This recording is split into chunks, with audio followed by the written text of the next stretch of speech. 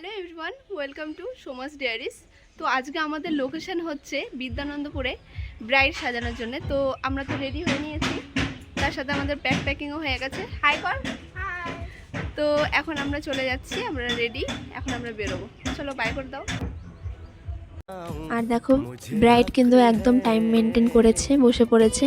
চুলটা ক্রিম্পিং করার পরে দেখি ব্রাইড একদমই ভুরু তুলেনি। তারপরে ভুরুটা সুন্দরভাবে তুলে নিয়েছি। তোলার পরে মুখটা ক্লিন করে নিয়ে আমি ময়শ্চারাইজার প্রাইমার লাগিয়ে দিয়েছিলাম।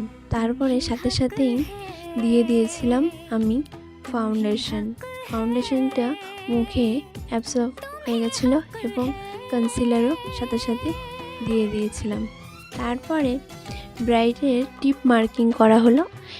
তোমরা কিন্তু এইভাবে টিপ মার্কিং করতে পারো, তাহলে টিপটা কিন্তু সঠিক জায়গায় বসবে।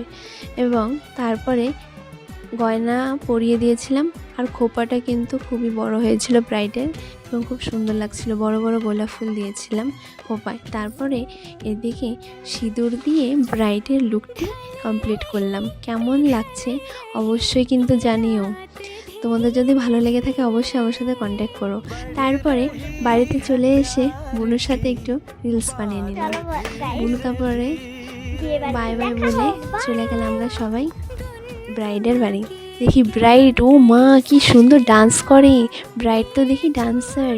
তারপরে ব্রাইডের ডান্স দেখে আমি থাকতে না পেরে আমিও সাথে ডান্স শুরু করে দিলাম। তো আজকের মতো এখানেই রাখছি। বাই বন্ধুরা, সবাই ভালো থেকো। কেমন?